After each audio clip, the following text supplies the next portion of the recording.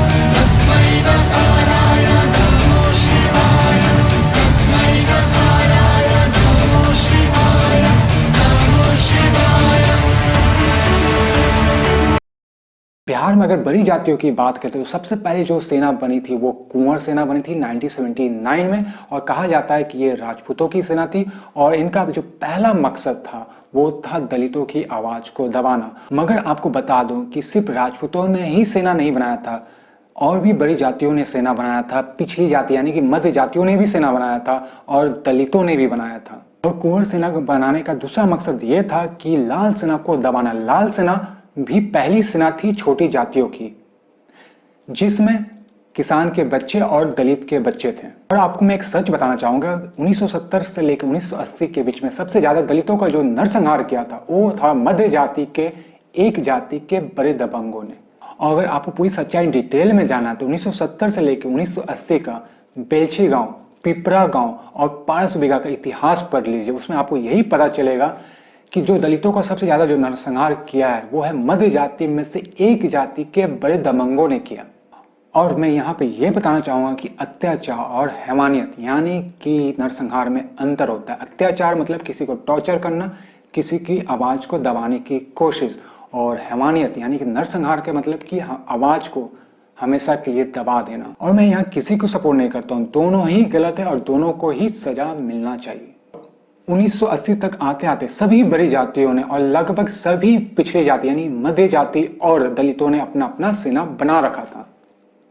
जैसे कि ब्रह्म ऋषि सेना, भूमियारों की सेना, भूमि सेना, कुर्मी की सेना, लोरिक सेना, यादव की सेना, आपका आजाद सेना एक हुआ करता था पहले भी, जो भी कोयरी का था। 1990 तक आते आते दो सेना बनी। पहला सेना जो बनी थी वो थी आपकी सलनाइट सेना, जो कि राजपूतों और मुस्लिमों की थी। दूसरी जो सेना बनी थी वो थी भूमियारों की, जिसका नाम दिया गया रणबीर सेना। ये जो सनलाइट सेना थी ये राजपूतों की दूसरी सेना थी। जो पहली सेना जो बनाई गई थी वो कुंवर सेना, वो बनाई गई थी लाल सेना के विरोध में। और लाल सेना छोटी जातियों की पहली जातीय सेना थी।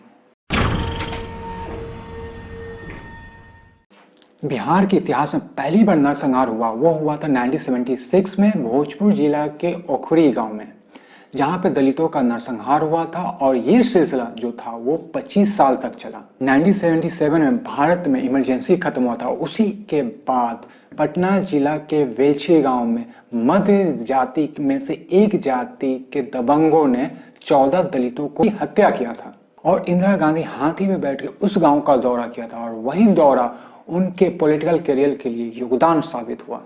और उसके 3 साल बाद पटना जिला के पिपरा गांव में मध्य जाति में से एक जाति के दबंगों ने 14 दलितों को मारा। 1987 में औरंगाबाद डाले लचक बगोरा की बात है, उसमें मध्य जाति यानी कि पिछड़ा जाति में से एक जाति के दबंगों ने बड़े जाति के 52 लोगों को मारा था। उसमें से लगभग 48 जो थे वो राजपूत थे। सभी को पीपल के पेड़ के नीचे बांध दिया गया था। उसमें से एक 2.5 साल का बच्चा था और एक बुढ़िया थी जिसकी उम्र 105 साल की थी। सभी को बेदर्दी से गोलियों से भून दिया गया था।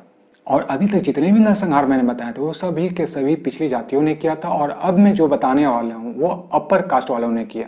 भोजपुर जिला के बीटा गांव में फॉरवर्ड कास्ट वाले ने 22 दलितों को मारा था।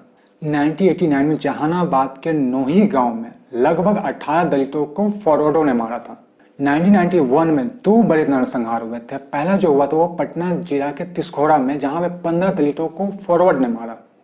भोजपुर जिला के देवरसिया में लगभग 15 दलितों को मारने वाला फॉरवर्ड था। और अभी तक जितने भी नरसंहार बताए थे वो पिछड़ी जातियों ने किया था, अगली जातियों ने किया था, और अब जो मैं बताने जाने वाला हूँ उसे दलितों ने किया।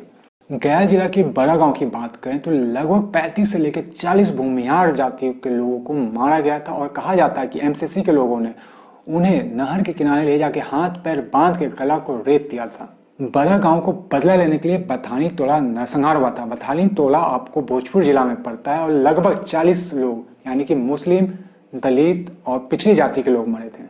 लक्ष्मणपुर बाथे नरसंहार जो कि जहानाबाद में हुआ था, लगभग 61 दलितों को मारा गया था और ये बिहार का सबसे बड़ा नरसंहार है। इसमें लगभग 61 दलित मरे थे, जिसमें 10 बच्चे थे, 10 गर्भवती महिला भी थी, जवान भी थे और बूढ़े लोग भी थे।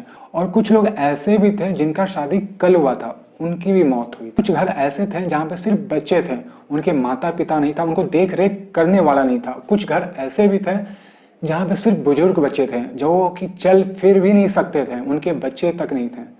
तो ऐसा था।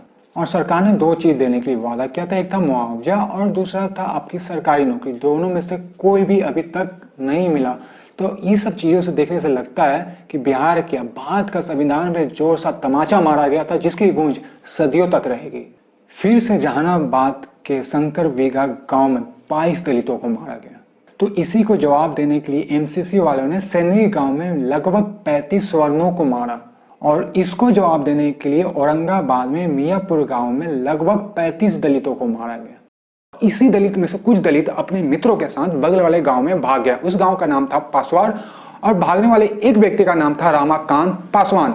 रामाकांत अपने मित्रों के साथ उस गांव में भागे थे और उस गांव में राजपूतों की चलती थी। और राजपूतों ने बताया क्या किया, राजपूतों ने उन लोगों को अपने घर में बैठाया और रात भर घर से बाहर निकल के खुद राजपूतों ने उनका रक्षा किया, पहरादारी किया। तो मतलब साफ है, यहाँ पर ऊपरी जाति की नीची जाति की नरसंहार वाली लड़ाई नहीं थी, ये वर्चस्व की लड़ाई थी। हर कोई चाहता था कि अपने से नीचे वाले को दबा के रखें। पिछड़ी जाति का लड़ाई तो ऊपरी जाति की थी, तो पिछड़ी जाति वाले ने दलित को क्यों मारा? मतलब साफ है, यहाँ ऊपरी जाति की और नीची जाति की नरसंहार वाली लड़ाई नहीं थी, ये वर्चस्व की लड़ाई थी। हर कोई अपना वर्चस्व कायम करना चाहता था। तो मेरा वीडियो बनाने का मकसद यही था कि बिहार को किसी एक जाति ने बदनाम नहीं किया, सभी जातियों ने मिलकर बदनाम किया, चाहे वो छोटी जाति हो, चाहे मध्य या बड़ी जाति हो, सभी ने मिलकर बिहार को बर्बाद किया। जब संविधान ने आपको हथियार दिया है, वोटिंग सिस्टम दिया है, आप तो उसका यूज नहीं किया। आपने 500 रुपया के लिए, दारू के बोतल के लिए आपने अपना वोट बेच दिया। आपने अपना नेता नहीं चुना, आपने वही नेता चुना जो आपको 500 रुपया दिया, दारू का बोतल दिया। तो कहां से आपको सुरक्षा मिलेगा? उस समय वोटिंग सिस्टम में आपको क्या हो जाता है, क्यों नहीं सोचते हो आप कि किसे वोट देना है? अगर आप सही जगह वोट देते, जो सभी लोगों को लेके चलता, अगर आप उसको वोट देते तो वो आपको भी लेके चलता। तो कानून के नजर में हथियार उठाना एक जुर्म है, चाहे वो छोटी जाति करे, बड़ी जाति करे या मध्य जाति के करे। संविधान ने इसलिए आपको हथियार दिया, वोटिंग सिस्टम। तो वोटिंग सिस्टम आप सही ढंग से यूज करें। और कुछ लोगों का यह कहना है कि जो रणवीर सेना बना था भूमिहारों का, उसमें पुलिस वाले भी साथ दे रहे थे, उसमें उस समय के नेता भी साथ दे रहे थे। तो मैं आपको समझा रहा हूं कि आपको दिमाग नहीं है, उस समय किसका राज्य था? अगर कोई पुलिस कुछ कर रहा है, अगर कोई नेता कुछ कर रहा है तो सरकार के इशारे पे कर रहा था। तो आप थोड़ा सोचिए कि उस समय सरकार किसकी थी, जो लोगों को बांट के रख रही थी, छोटी जाति बड़ी जाति, और उनसे वोट आ रहा था। अगर वोट नहीं आता, अगर वो चीज उसको सॉल्व कर देते तो वो सत्ता में नहीं रहते। और मैं यहाँ पे किसी एक पार्टी को या किसी एक सरकार को टारगेट नहीं कर रहा हूँ, क्योंकि जो नरसंहार जो स्टार्ट हुआ था वो 76 से लेकर 2000 तक हुआ था और इसके बीच में कई सरकारें आई और कई सरकारें गई। इसलिए मैं सभी सरकारों को टारगेट कर रहा हूँ, मुझे किसी एक को टारगेट नहीं कर रहा हूँ, किसी एक जाति को टारगेट नहीं कर रहा हूँ। मैंने यहाँ पे सभी जाति के बारे में बोल रहा हूँ। सभी की गलती है, सभी सरकार की गलती थी, सभी पार्टियों की थी, सभी को बांट के रखने की आदत थी। बांट के नहीं रखते, जैसे अंग्रेज बांट के रखते थे, वैसे ये लोग भी हम लोगों को छोटी जाति, मध्य जाति, बड़े जाति में फंसा के रखते थे। उनसे उनकी वोट आती थी और वो अपनी सरकार को बना के रखते थे। मैं इस वीडियो में दलितों को भी कुछ बताना चाहता हूँ, यही बताना चाहता हूँ कि आप दूसरे जातों पे भी विश्वास रखें। कोई भी जात खराब नहीं होता, कोई भी धर्म खराब नहीं होता, उनमें लोग खराब होते हैं। हर जात में अच्छे लोग भी होते हैं, हर जात में खराब लोग भी होते हैं, हर जात में पुलिस वाले भी होते हैं, हर एक जात में क्रिमिनल भी होते हैं। तो ऐसा नहीं है कि जात खराब होता है, जात में इंसान खराब होते हैं। और आपको एक और बात बताना चाहूँगा कि बिहार में अगर वोटिंग देना दलित स्टार्ट किया तो वो एक ब्राह्मण का देन है। एक ब्राह्मण जो कि आईएएस था और बिहार में इलेक्शन कमीशन बन के आया था और सीना ठोक के बोला था कि कोई माई का लाल पैदा नहीं लिया जो दलितों को वोट देने से रोक दे। और वही दिनों के बाद दलित वोट स्टार्ट देना शुरू किया था। आज के इतना ही, बाय बाय, टेक केयर, जय हिंद।